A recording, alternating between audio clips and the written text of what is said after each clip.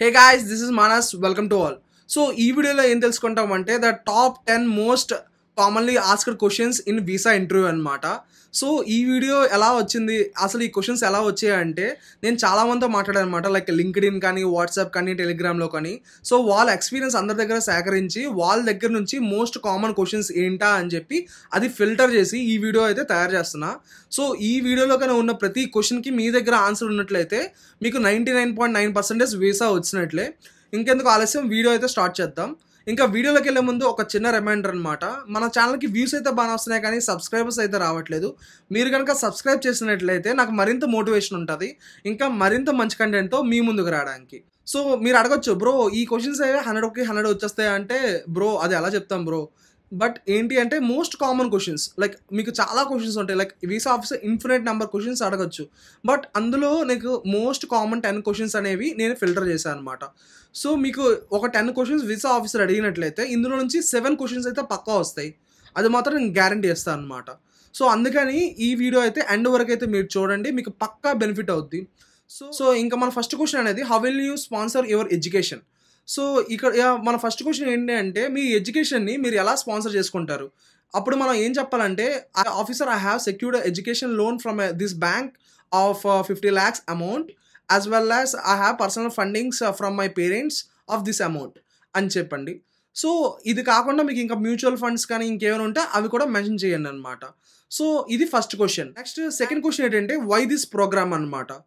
ఇందులో మీకు 2 రకాలుగా ఉంటాయి. మనం అండర్ గ్రాడ్ నెక్స్ట్ మాస్టర్స్ ఒకటే చేసుంటే ఇది ఒకలా చెప్పాలి. నెక్స్ట్ అండర్ గ్రాడ్ మాస్టర్స్ డిఫరెంట్గా చేసుంటే ఇంకోలా చెప్పాలన్నమాట.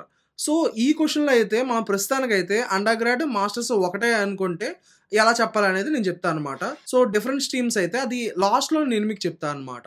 సో ఇప్పుడు మనం ఫర్ సపోజ్ కంప్యూటర్ సైన్స్ తీసుకున్నట్లయితే, అండర్ గ్రాడ్ నేను కంప్లీట్ చేసినట్లయితే మీరు ఇలా చెప్పొచ్చు అనమాట. ఆఫీసర్ నేను కంప్యూటర్ సైన్స్ని నా అండర్ గ్రాడ్యుయేట్లో కంప్లీట్ చేశాను. సో అది కంప్లీట్ చేసిన తర్వాత నేను కొద్ది మంత్స్ ఎక్స్పీరియన్స్ కోసం వర్క్ చేశాను. సో అందులో నా జాబ్ రిక్వైర్మెంట్స్కి ఇంకా నా స్కిల్స్ ఇంకా ఎన్హాన్స్ చేసుకోవాలనిపించింది. అందుకనే నేను ఈ మాస్టర్స్కి వద్దాం అనుకుంటున్నాను. అందుకని నా అండర్ గ్రాడ్ కంప్యూటర్ సైన్స్ తీసాను కాబట్టి ఇప్పుడు నేను మాస్టర్స్ కూడా కంప్యూటర్ సైన్స్కే వస్తున్నానని చెప్పి మీరు చెప్పుకోవచ్చు అనమాట. ఇది సెకండ్ క్వశ్చన్. ఇంకా థర్డ్ క్వశ్చన్లోకి వస్తే, వై దిస్ యూనివర్సిటీ. సో ఇప్పుడు మన జనరిక్ ఆన్సర్ అనమాట ఈ యూనివర్సిటీ కంటే బేసికలీ. సో ఏం చెప్తామంటే, ఈ యూనివర్సిటీ అనేది నేను చాలా యూనివర్సిటీస్ చూశాను, బట్ ఈ యూనివర్సిటీలో ఏంటి అంటే ఈ రీసెర్చ్ కానీ నెక్స్ట్ ఆ ప్రొఫెసర్స్ కానీ మెయిన్గా కరికులం అయితే నాకు మోస్ట్ సూటబుల్గా అనిపించింది అని చెప్పి మీరు చెప్పాలన్నమాట. సో దీన్ని మీరు పర్సనలైజ్గా చేసుకోవాలి. సో మీకు స్కాలర్షిప్ వస్తే అది మెన్షన్ చేయాలి, ఎందుకంటే అది పాజిటివ్ పాయింట్ కాబట్టి. నెక్స్ట్ ఏంటి అంటే ఈ వెదర్ కండిషన్స్ కొన్ని ఉంటాయి కదా, మా హెల్త్ కండిషన్స్ ఎలా ఉంటుంది, నాకు ఈ యూనివర్సిటీ అనేది ఈ వెదర్ టెంపరేచర్లో నాకు బాగా సూటబుల్ అనిపించింది. సో అందుకని చెప్పి అలా మీ ఇండిపెండెంట్ ఆన్సర్ జనరేట్ చేస్తే ఆ వీసా ఆఫీసర్కి కొంచెం రిఫ్రెషింగ్ ఉంటుంది. ఎందుకంటే దాదాపు వై దిస్ యూనివర్సిటీ అంటే అందరు చెప్పేది రీసెర్చ్ బాగుంటుంది, కరికులం బాగుంటుంది, నెక్స్ట్ ప్రొఫెసర్స్ బాగుంటారు అని చెప్పి. సో ఇది గాయ్స్ థర్డ్ క్వశ్చన్కి. ఇంకా ఫోర్త్ క్వశ్చన్ ఏంటి అంటే, so what are the other universities you have been applied to. So మీరు ఇది కాకుండా ఇంకా ఏ యూనివర్సిటీస్కి అప్లై చేశారని. సో నేనైతే 23-24 యూనివర్సిటీస్కి అయితే అప్లై చేశాను. అలా అని చెప్పి 23-24 యూనివర్సిటీస్ అని నేను చెప్పినట్లయితే ఆ వీసా ఆఫీసర్ అక్కడే రిజెక్ట్ చేస్తాడనమాట. సో ఎందుకంటే మెయిన్గా 23-24 యూనివర్సిటీస్కి అప్లై చేసావంటే నీ చాయిస్ మీద నీకు కాన్ఫిడెన్స్ లేదా. సో అప్పుడు ఏమనిపిస్తుంది అంటే, నీ మీద నీకు కాన్ఫిడెన్స్ లేదా, లేకపోతే నీకు అంత బ్రాడ్ స్పెక్ట్రంలో నువ్వు అప్లై చేసావు అంటే నువ్వు అంత తోపా, లేదు అంటే ఎందుకు అసలు ఈ సైకోగాడా అన్నట్టు ఫీలింగ్ వస్తుంది అనమాట. సో అందుకని మీరు ఏం చెప్పాలంటే, మ్యాక్సిమం 5 యూనివర్సిటీస్ అప్లై చేశాను ఆఫీసర్ అని చెప్పాలి. ఇంకో డౌట్ మీకు రావచ్చు, మరి బ్రో మనం ఇన్ని యూనివర్సిటీస్ అప్లై చేసాం కదా, సో అవన్నీ వాళ్ళకి తెలుస్తాయి అంటే అవి ఏం తెలియవు అనమాట. మీరు ఎన్ని యూనివర్సిటీస్ అప్లై చేస్తారో వాళ్ళకి తెలియదు, బట్ ఎన్ని I-20s అయితే రిక్వెస్ట్ చేశారో అది మాత్రం వాళ్ళకి పక్కా తెలుస్తుంది అనమాట. సో అందుకని మీరు చెప్పొచ్చు, officer I have been apply to only 5 universities out of which I choose this university అని చెప్పి మీరు వెళ్ళే యూనివర్సిటీ పేరు చెప్పొచ్చు అనమాట. సో నెక్స్ట్ ఫిఫ్త్ క్వశ్చన్ ఏంటి అంటే, what is your plan after education అనమాట. సో సింపుల్ ఇక్కడ, ఎందుకంటే 214I అనే ఒక లా ఉంటుంది అనమాట. సో ఈ లా ప్రకారం ఏంటి అంటే, ఒకవేళ ఎవరైతే ఇమిగ్రెంట్ అమెరికాకు వద్దాం అనుకుంటున్నాడో వాడైతే అమెరికాలో సెటిల్ అయిపోవాలి అని వీసా ఆఫీసర్కి అనిపిస్తే వాళ్ళ వీసాని అయితే రిజెక్ట్ చేసి వచ్చు అనమాట ఈ లా యూస్ చేసి. సో అందుకనే మీరు మీ హోమ్ కంట్రీ అయితే మన ఇండియాతో ఎక్కువ కనెక్షన్స్ ఉన్నట్టు చెప్పుకోవాలి. లైక్ మనం వన్స్ ఎడ్యుకేషన్ అయిపోయిన తర్వాత ఆఫీసర్ నేను ఇండియాకి వద్దాం అనుకుంటున్నాను. ఎందుకంటే ఆ మాస్టర్స్ డిగ్రీ అనేది ఇండియాలో చాలా వాల్యూ ఉంటది. సో, ఆ వాల్యూతోని ఇక్కడ టాప్ ఎంఎన్‌సీస్ కంపెనీస్‌లో నేను ఇక్కడ జాబ్ తెచ్చుకొని మా పేరెంట్స్‌ని దగ్గరలో ఉండేటట్లుగా నేను చూసుకుంటా ఆఫీసర్. ఎందుకంటే మా ఫ్యామిలీ చాలా పెద్దది. ఇలా మనం సొల్లు ఎయ్యొచ్చనమాట. ఎంతైనా ఎయ్యొచ్చు. సో, అలాగని చెప్పి పేజీలు పేరాలు ఏం అవసరం లేదు. ఒక 2-3 లైన్స్‌లో మీరు కంప్లీట్ చేసేయండి చాలు. అది మన ఫిఫ్త్ క్వెషన్‌కనమాట. ఇంకా సిక్స్త్ క్వెషన్‌కొస్తే వెన్ డిడ్ యూ గ్రాడ్యుయేట్ అనమాట. సో, ఇది గ్రాడ్యుయేట్ అడిగితే మీరు పక్కాగా మీరు ఆ ఆన్సర్ చెప్పియాలి. జస్ట్ సింపుల్‌గా లైక్ 2016, 2020, 2022 అలా చెప్పేయడం అనమాట. జస్ట్ ఇయర్‌ని మెన్షన్ చేయండి చాలు. Next what does your sponsor do and his income అనమాట. సో, ఇవన్నీ 2 క్వెషన్స్ అనమాట.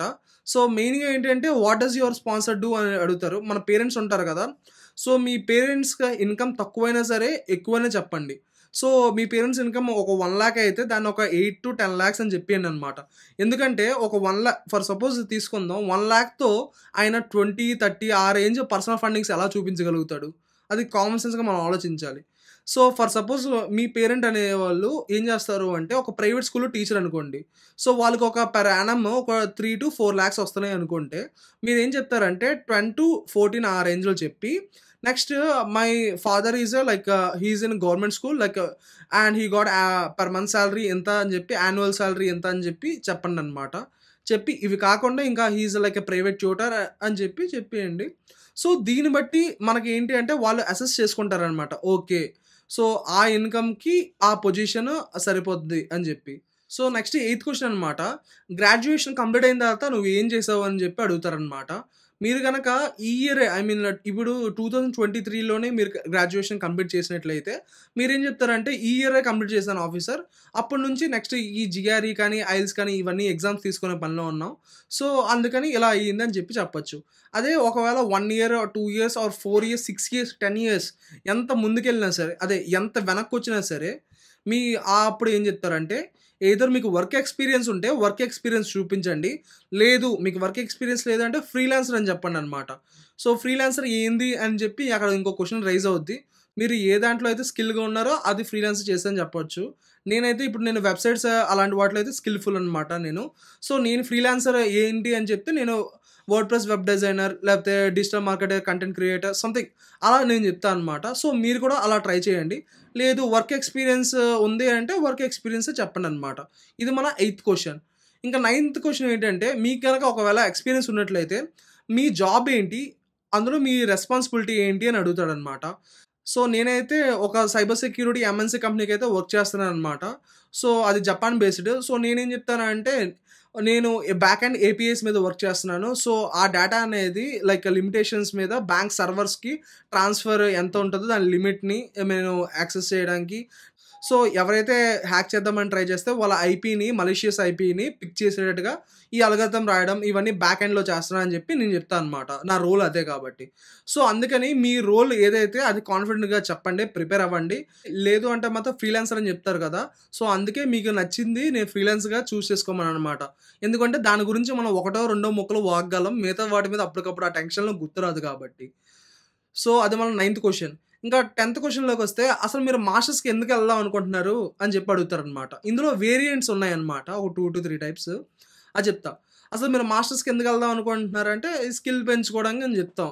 సో, దానికి మీరు ఇండిపెండెంట్‌గా ఆన్సర్ చెప్పి సంథింగ్ అలా మేనేజ్ చేస్తాం. అదొకటి.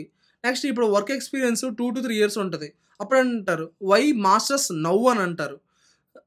అది కూడా ఛాన్స్ ఉంది కదా! Why masters now?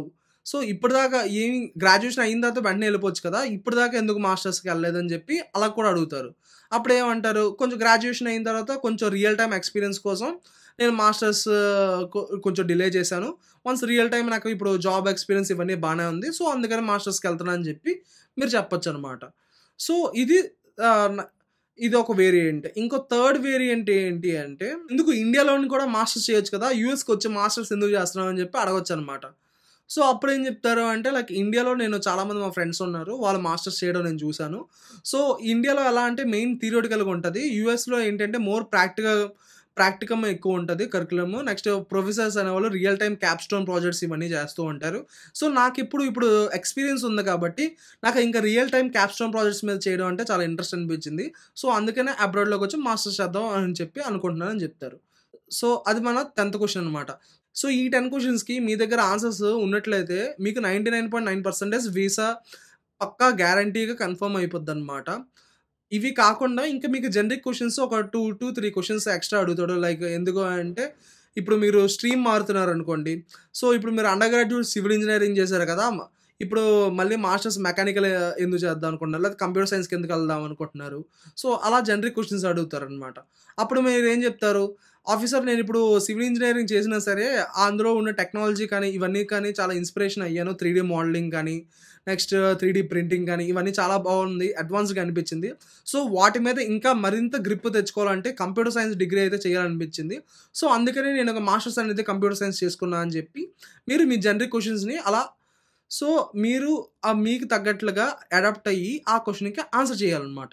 సో, ఈ టాప్ 10 క్వెషన్స్ అనేవి కామన్‌గా అడుగుతారు. ఇవి కాకుండా మీకు మీ సెపరేట్‌గా మీ స్ట్రీమ్‌ని బట్టి, మీ ప్రోగ్రామ్, మీ ప్రొఫైల్‌ని బట్టి అడుగుతారనమాట. ఇంకా కొన్ని క్వెషన్స్ ఉంటాయి. లైక్ బోనస్ క్వెషన్స్ మనం అనుకోవచ్చు. లైక్ జీఆర్ఈ ఎంతొచ్చింది? ఐఎల్టీఎస్ ఎంతొచ్చింది? ఇవి నెక్స్ట్ ఒకవేళ నీకు వీసా రిజెక్ట్ చేసేస్తే ఇప్పుడు నేను నీ వీసా రిజెక్ట్ చేస్తే నువ్వేం చేస్తావు?